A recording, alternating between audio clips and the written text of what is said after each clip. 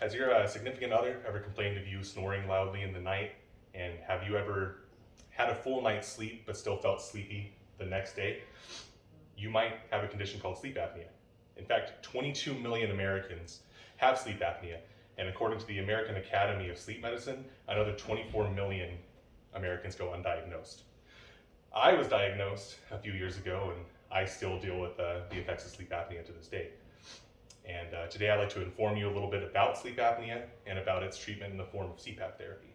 So I'd like to start with a little bit of what sleep apnea is.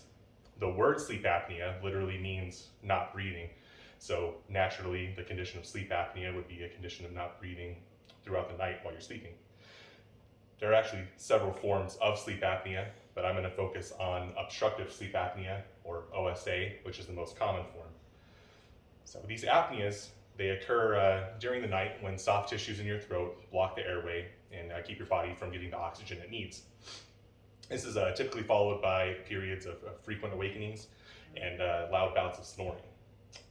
Now, several apneas throughout a night can lead to several health problems. Most commonly, these are daytime sleepiness, headaches, anxiety, irritability, but left untreated can have more severe symptoms such as frequent heartburn, unexplained weight gain, or high blood pressure.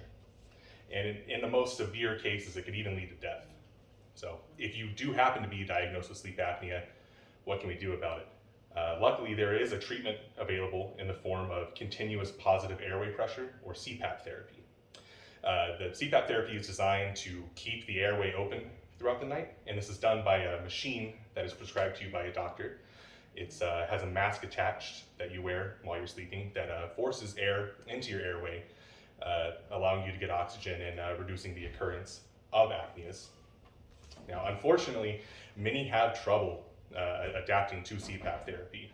Insurance requires that you wear your mask for at least 4 hours a night, but in the beginning it can be very uncomfortable and hard to adapt to, and many give up. But if you can make some small changes and stick with it, you can certainly adapt to it. In fact, there was a study by the Waypoint Research Institute. They found that behavioral interventions yield a clinically significant increase in hourly device usage. I know when I started with CPAP therapy, I couldn't stand wearing my mask at all, and now I couldn't go a single night sleeping without it.